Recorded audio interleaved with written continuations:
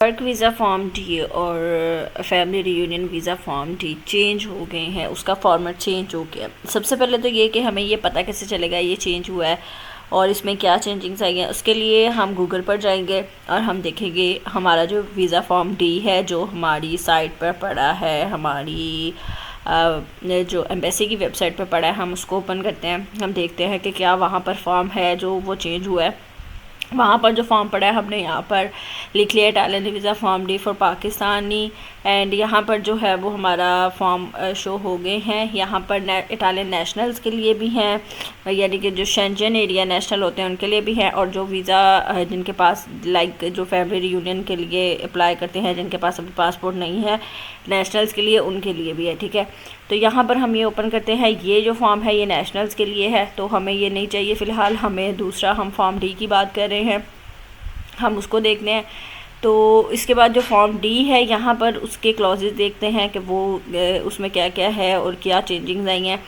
तो ये देखें यहाँ पर ये फॉर्म ओपन हो गया है और इसका जो है, इसकी जो क्लॉजेस हैं वो है 36 बॉक्सेस जिनको हमने फिल करना है या आंसर करना है। ठीक है, और तो ये फॉर्म है जो अभी हमारी ये उसकी वेबसाइट पे पड़ा हुआ है, इटालियन एम्बेसी की वेबसाइट पे। फिर हम ओपन करते हैं बीएलएस को, और हमें यहाँ पर ये भी क्लियर हो जाएगा कि वर्क वीज़ा का हमने कौन सा फॉर्म फिल करना होता है, फैमिली का कौन सा फॉर्म फिल करना है, और हमारा शॉर्ट टर्म वीज़ा है, लॉन्ग टर्म वीज़ा है, तो हम कौन सा फॉर्म फिल कर सकते हैं। इसका बहुत अच्छा तरीका है कि आप बीएलएस की साइट पे जाएं, अपना वीज़ा देखें, लॉन्ग टर्म में देखें, शॉर्ट टर्म में देखें।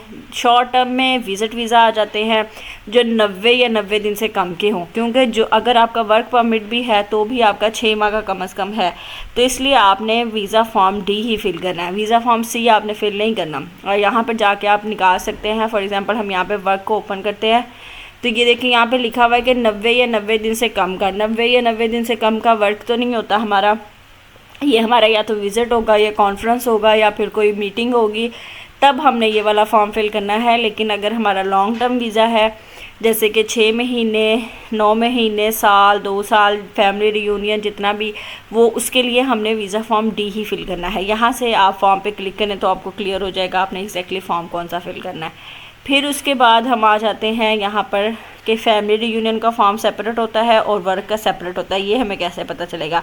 तो जब हम यहाँ पर आके विलेज की साइड पे वर्क का फॉर्म ओपन करते हैं और फैमिली का फॉर्म ओपन करते हैं तो ये दोनों फॉर्म यहाँ पे ओपन हो जाते हैं और यहाँ पर आके आपको तसल्ली हो जाएगी कि आपने कौन सा फॉर्म फिल करना है। तो आप उस फॉर्म को वहाँ से डाउनलोड करें। ये दोनों फॉर्म बिल्कुल सेम है। अगर आपकी कोई कन्फ्यूजन है तो यहाँ पर दूर हो जानी चाहिए, क्योंकि ये दोनों फॉर्म बिल्कुल सेम है। इसको हमने ये देखा है इसका फॉर्मेट, इसके सारे क्लॉजेस सब कुछ सेम है। हमने इसको ओपन किया। अब यहाँ पर देखें इसके 31 क्लॉज हैं। जो हमने उधर देखा था इटालियन एम्बेसी की वेबसाइट पर, उसके 36 क्लॉजेस थे, मतलब के 36 खाने थे जो हमने फिल करने हैं। जो अभी यहाँ पर बीएलएस की साइट पे अपडेट हुआ है इसके 31 खाने, यानी कि उन्होंने 5 जो बॉक्सेस हैं उनको हटा दिया। ठीक है, अब यहाँ पर हम देखते हैं कि कौन से 5 बॉक्सेस को उन्होंने हटाया है और जो नया फॉर्म है उसको हमने कैसे फिल करना है। ठीक है, हम इसको सिंपली यहाँ से डाउनलोड करेंगे, यहाँ पे क्लिक करके, और फिर हम इसको जो है वो एडिट करेंगे। ये हमने इसको डाउनलोड करके ओपन कर लिया। सबसे पहले ये हमारे कन्योमे, यानी कि हमारा सेकंड नेम, फर्स्ट नेम और सेकंड नेम। कन्योमे मेरा सेकंड नेम नूर है, मैं उसको बिल्कुल वैसे फिल करूँगी। ये आपका जो है वो वर्क के लिए भी है और ये आपका फैमिली रियूनियन के लिए भी है। ठीक है, फिर हमारा नेम आ गया, नेम कन्योमे, नोमे कन्योमे दोनों हमने लिख दिए। फिर आगे आ गया जी फर्स्ट नेम, मतलब पहला नाम और सेकंड नेम। मिडिल नेम हमारा नहीं है, हम उसको एन ए कर देंगे। ठीक है, फिर आपका जो है वो डेट ऑफ बर्थ आ जाती है। हमारी डेट ऑफ बर्थ जो भी है हमारे उसके अकॉर्डिंग आपने इसको बड़े हिंसों में फ़िल करना है, बड़े अल्फ़ाबेट्स में फ़िल करना है। फिर आप कहाँ पे पैदा हुए? इस्लामाबाद में, इस्लामाबाद पाकिस्तान, लाहौर पाकिस्तान, जहाँ भी आप हुए वहाँ के शहर का नाम आपने मेंशन कर देना। फिर उसके बाद आ जाती है आपकी डेट ऑफ बर्थ, जो भी आपका जो है वो कहाँ पर आप पैदा हुए, कौन से कंट्री में आप पैदा हुए हैं। डेट ऑफ बर्थ के बाद पाकिस्तान में डेट ऑफ बर्थ, मतलब कंट्री एट बर्थ। फिर आगे आ जाता है कि आपकी जो करंट आपके पास नेशनलिटी, अगर तो आप इटालियन नेशनल तो आप इटालियन भी लिखेंगे, अगर आप सिर्फ पाकिस्तानी हैं तो पाकिस्तानी आ जाएगा। यहाँ पाकिस्तान के अलावा आपके पास कुछ नया नेशनलिटी बर्थ के वक्त थी तो उसको हम मैंने कर देंगे, मेरे पास नहीं थी, आपके पास है, आप उसको लिखें। फिर आपकी जेंडर आ जाती है, मेल है फीमेल है, जो भी आप हैं आपने उसको टिक कर देना है। मैं फ़ीमेल हूँ, मैं फ़ीमेल को टिक करूँगी। इसके बाद आ जाता है मैरिटल स्टेटस, आप शादीशुदा हैं, आपकी तलाक हो चुकी हुई है, आपके हस्बैंड या वाइफ की डेथ हो चुकी हुई है, आपकी अलहदगी हो गई हुई है, आप बेवा हैं, वो आपने यहाँ पर, या सिंगल हैं, टिक कर देना है। मैं मैरिड हूँ, मैं मैरिड को टिक कर दूँगी। फिर आगे आ जाता है जी आपका जो अगर कोई माइनर बच्चा साथ है या आप कोई इस तरह की आपकी डिटेल्स हैं, कोई बच्चा आपके साथ है तो आपने उसकी भी डिटेल्स वगैरह यहाँ पर लिखनी है, तो यहाँ पर आप उसकी लिख देंगे। मेरे साथ कोई भी नहीं है, मैं इसको एन कर दूँगी। फिर आ जाता है टाइप ऑफ पासपोर्ट, आपका कौन सा पासपोर्ट है। ऑर्डिनरी पासपोर्ट है, मतलब आमतौर पे जैसे सारे सबके होते हैं, मेरा ऑर्डिनरी है, मैं ऑर्डिनरी पे क्लिक करूँगी। अगर आप कोई गवर्नमेंट एम्प्लॉय हैं, सर्विस कोई दे रहे हैं, या आपका कोई ऑफिशियल पासपोर्ट है तो आपने उसको टिक कर देना। मेरा नॉर्मल है, ऑर्डिनरी है, मैं ऑर्डिनरी को टिक कर दूँगी। फिर आपने बताना है कि आपका पासपोर्ट नंबर क्या है, यहाँ पर आपने अपना पासपोर्ट नंबर मेंशन कर देना है, जो भी उसके ऊपर लिखा हुआ है। फिर उसके आगे आ जाता है कि आपका जो पासपोर्ट है वो किसने इशू किया है। ज़ाहिर बात है हमारा गवर्नमेंट ऑफ पाकिस्तान ने इशू किया है। फिर आप लिखेंगे कि जी ये कब तक वैलिड है, किस डेट को ये इशू हुआ है और किस डेट को इसने एक्सपायर होना है, इसकी एक्सपायरी और इसकी इशू डेट, ठीक है, वो दोनों देख के आपने यहाँ पर लिखना है। किसी का 5 साल में एक्सपायर हो रहा होता है, किसी का 10 साल में, तो आपने एग्जैक्ट उसके ऊपर डेट मेंशन होती है, लिख देनी है। फिर उसके बाद आ जाता है applicant name and address. Applicant का जो नेम, ईमेल एड्रेस उन्होंने लिखा हुआ है, home address and email address, यानी कि आपका जो घर का पता है और आपका जो ईमेल एड्रेस है। अब यहाँ पर आप लोग पूछते हैं कि जी हमने इंक्वायरी के वक्त तो ये जो है हमारा ये जो यहाँ पे घर का एड्रेस लिखेंगे वहीं पे आएंगे। देखिए इंक्वायरी के लिए वो अलग से आपसे फॉर्म फिल करवाते हैं, उसका मसला नहीं। यहाँ पर आपका जो शनाख्ती कार्ड पर एड्रेस लिखा हुआ है आपने वो लिखना है, जो आपका शनाख्ती कार्ड पर लिखा हुआ है आपने वो एज इट इज़ उठा के यहाँ पर लिख देना है, ठीक है। आपका जो भी एड्रेस है आप अपना एड्रेस लिखें और नीचे जो है वो आपका जीमेल, आपकी जो जीमेल है वो लिखें। हस्बैंड वाइफ की एक ही जीमेल है, आप चाहे एक लिख दें, अगर आपकी डिफरेंट है आप चाहे 2 लिख दें, कोई मसला नहीं है। यहाँ पे आप यहाँ पर अपनी जीमेल एड्रेस भी मेंशन कर दें, ठीक है जी। मैं मेरे ख्याल से लिखना भूल गई हूँ, लेकिन आपने ईमेल एड्रेस भी यहाँ पे लिखना है। फिर आगे आ गया जी आपका फ़ोन नंबर, आपने अपना फ़ोन नंबर लिखना है पाकिस्तान का, ठीक है, एप्लीकेंट, ठीक है। अच्छा जी पाकिस्तान का आना है क्योंकि आप एप्लीकेंट हैं। फिर आगे आ जाता है कि फिर वो पूछ रहे हैं कि आपके पास मतलब यहाँ के अलावा किसी और कंट्री में आपके पास नेशनलिटी आप रह रहे हैं, तो आप नो इसको कर देंगे। फिर आपका करंट ऑक्यूपेशन, आप करंटली क्या कर रहे हैं, हाउसवाइफ हैं, कोई जॉब कर रहे हैं, अनएम्प्लॉयड है, तो अगर आप वर्क के वीज़े पे हैं आप अनएम्प्लॉयड भी लिख सकते हैं। स्टूडेंट अगर आप हैं स्टूडेंट लिख सकते हैं। हाउसवाइफ है आप हाउसवाइफ लिख दें, ठीक है। कोई एंटरप्रेन्योर हैं आप, कोई घर का काम वर्क एट होम कर रहे हैं, जो भी आप वहाँ पे लिख सकते हैं, ठीक है। फिर आगे आ जाता है एम्प्लॉयर एंड एम्प्लॉयर्स एड्रेस, मतलब जो बंदा आपको काम दे रहा है, एम्प्लॉयर मिडल मैन जिसने आपको वहाँ पे बुलाया है, एम्प्लॉयर, उसका आपने यहाँ पे एड्रेस और नंबर लिखना है। उन्होंने कहा कि एम्प्लॉयर एंड एम्प्लॉयड, और फैमिली अगर आपकी है तो फिर आपने इसको जो है वो छोड़ देना है, ठीक है।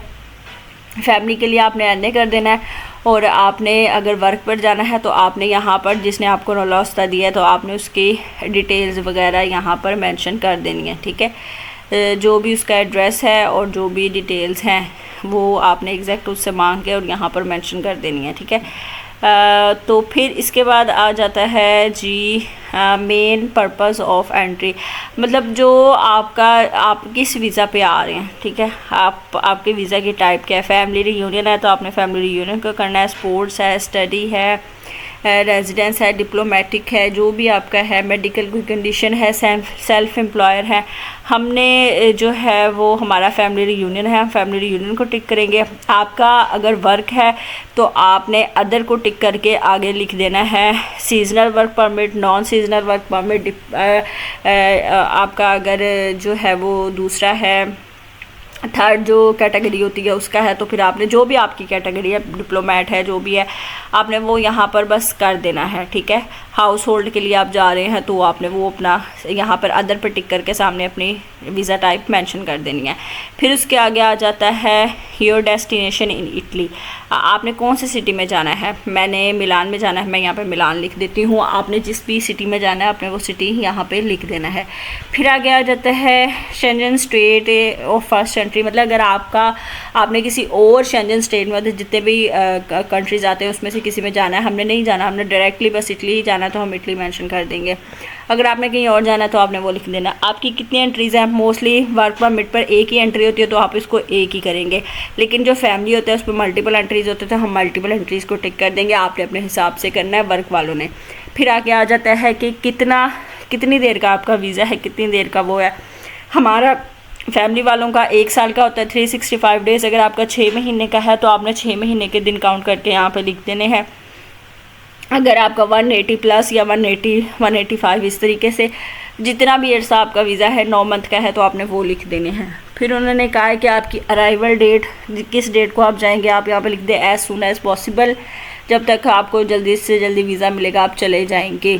फिर उन्होंने कहा sir name and name of the person in Italy applied for family. अगर ये फैमिली वालों के लिए है कि अगर वर्क परमिट वाले हैं आप उसको NA कर देंगे, लेकिन अगर आपकी फैमिली रियूनियन का वीज़ा है तो फिर आप यहाँ पर जिसने आपको बुलाया, अगर आपके हस्बैंड ने बुलाया, वाइफ ने बुलाया, फादर ने बुलाया, मदर ने, जिसने बुलाया आपने उसकी सर नेम और नेम लिखना है। नेम और सर नेम, मैं पहले यहाँ पर दूसरी डिटेल्स लिखना है, फिर मैंने गौर किया नेम और सर नेम वो कह रहे हैं, तो यहाँ पे बस आपने अब्दुर्रहमान लिखना है और कोई चीज़ नहीं लिखनी, ठीक है। नेम और सर नेम हमने लिख दिया। फिर नीचे जो है वो उन्होंने कहा एड्रेस एंड ईमेल, ठीक है। फिर वही मतलब आपका हस्बैंड या वाइफ जिसने आपको बुलाया है उसी का नेम और सर नेम हमने यहाँ पर मेंशन कर दिया है, और फिर नीचे एड्रेस और ईमेल हमने यहाँ पे मेंशन कर देनी है, ठीक है। वो ऊपर से मैंने जो कर दिया था वो मैंने फिर बाद में काट दिया। और फिर जो यहाँ पर सिर्फ आपने अब्दुर्रहमान लिखे रहने देना है क्योंकि नेम और सरनेम बस उन्होंने पूछा है। फिर नीचे यहाँ आकर आपने उनका एड्रेस और ईमेल लिख देनी है, ठीक है। जो भी उनकी ईमेल एड्रेस है, पहले मैं यहाँ पे नंबर लिखने लगी थी, नंबर नहीं मांगा उन्होंने, नंबर उन्होंने नेक्स्ट वाले बॉक्स में मांगा हुआ है। तो यहाँ पर आपने ऊपर जो है वहाँ उनका ईमेल लिख देना है और नीचे जो है आपने उनका जो है वो ईमेल एड्रेस लिख देना है और एड्रेस मेंशन कर देना है, ठीक है। तो नेक्स्ट वाला जो ब्लॉक है वहाँ पर आपने उनका नंबर लिख देना है, ठीक हो गया। फिर आगे उन्होंने आपसे पूछा है, ये देखिए मैंने ऐसे लिख दिया। आप चाहे दोनों जीमेल एक ही लिख दें, चाहे आप डिफरेंट लिखना चाहते हैं, अपनी अलग और हस्बैंड की अलग या वाइफ की अलग, वो आपकी अपनी मर्ज़ी है। फिर नीचे आ जाता है अगर तो आप वर्क परमिट पे जा रहे हैं तो आपने नेम और एड्रेस लिखना है कंपनी का। ज़ाहिर बात है अगर आप वर्क परमिट पे जा रहे हैं तो आप किसी कंपनी में ही जा रहे होंगे, और अगर आप फैमिली में हैं तो आपने इसको NA कर देना है। तो आप यहाँ पर कंपनी का नेम और एड्रेस मेंशन करेंगे, ठीक है, और आगे फिर आप उसका नंबर लिखेंगे। फिर यहाँ पे लिखा है सर नेम एंड नेम और टेलीफोन नंबर, और कंपनी में कोई आपका कॉन्टैक्ट, ज़ाहिर बात है आप कंपनी में जाएंगे तो फिर उसका वो कॉन्टैक्ट नंबर और वो सारी यहाँ पर आपने लिखनी है। अगर फैमिली में जा रहे हैं तो आपका NA हो जाएगा। फिर आगे आ जाता है 28 पे कि आपका जो है वो कॉस्ट कौन बियर कर रहा है, मतलब आपके ख़र्चे कौन उठा रहा है। आपने ख़ुद अपनी टिकट बुक करवानी है, ख़ुद आना है, ख़ुद ही आगे आपकी अकोमोडेशन रहने का सारा कुछ आप खुद देख रहे हैं, या आपको जो बुला रहा है स्पॉन्सर, होस्ट या कंपनी वो उठा रही है। तो मैं तो खुद उठा रही हूँ तो मैंने अपना कर देना है, मैं खुद को दी एप्लीकेंट, और अगर आपका होस्ट उठा रहा है तो आपने दूसरे वाले खाने को टिक करके वहाँ पे डिटेल्स लिख देनी है। फिर आगे आ जाता है कि आपका कोई EU सिटीज़न जानने वाला, मतलब फैमिली में कोई है यहाँ पर जिसके आप डिटेल्स लिखना चाहेंगे, फैमिली मेम्बर। तो हमारा नहीं है, हम इसको जो NA कर देंगे। आप इसको NA करें, अगर आपका है तो भी आप इसको NA करें, क्योंकि वो मतलब अपनी उसके लिए पूछते हैं, बाद में मसले भी हो जाते हैं। तो आप अपना ही रखें, क्योंकि क्लोज तो इतना अगर आपका हो तो ज़ाहिर बात है वो आपको स्पॉन्सर भी कर सकता है अगर कोई ब्लड रिलेशन है। तो हम इस सबको NA कर देंगे। फिर आपने जो है वो अपना जहाँ पर आपकी फॉर एग्ज़ाम्पल मैं खुद इस्लामाबाद की हूँ लेकिन मेरा लाहौर में अपॉइंटमेंट है, तो मैंने लाहौर मेंशन करके अपने साइन कर देने आगे, और डेट मेंशन कर देनी जिस दिन की मेरी अपॉइंटमेंट थी, जिस दिन मैंने ये सबमिट करवाया था। इसी तरीके से नीचे भी आपने ऐसे ही साइन कर देने और वो कर देना है। अब यहाँ पर जो चेंजिंग्स आई हैं वो क्या आई हैं, चेंजिंग्स 5 जो हैं वो ब्लॉक्स इन्होंने चेंज किए हैं जो फालतू थे, जिनकी ज़रूरत नहीं थी। एक यहाँ पर आपका CNIC नंबर मेंशन होता था, हमने वो इन्होंने वो काट दिया। दूसरा आपका नोलॉस्ता नंबर मांगते थे, वो भी यहाँ से कैंसिल हो गया, वो भी अब इन्होंने कैंसिल कर दिया। तीसरा जो है वो आपसे मांगते थे कि क्या आपका पहले कोई वीज़ा रिजेक्ट हो चुका हुआ है, क्या आपने पहले कोई फिंगर्स दिए हुए हैं, किसी वीज़े के लिए, तो और अगर दिए थे 2 साल के अंदर तो वो कब दिए थे टाइम, इस तरह की चीज़ें जो 4-5 ब्लॉक्स थे वो इन्होंने यहाँ से अब कट कर दिए हैं। ये आप पुराना देखेंगे तो आपको इसमें आइडिया भी हो जाएगा, ठीक है। तो ये चीज़ें उन्होंने कट की हैं, ये बाकी सारी चीज़ें सेम हैं, वही डिटेल्स हैं वही हैं, बस इन्होंने जो फैमिली वाले हैं उनके 2 बॉक्सेस अलहदा कर दिए हैं और वर्क वाले हैं उनके लिए 2 बॉक्सेस अलहदा कर दिए हैं। तो ये थी चेंजिंग, अपना ख्याल रखिएगा, अल्लाह हाफिज़।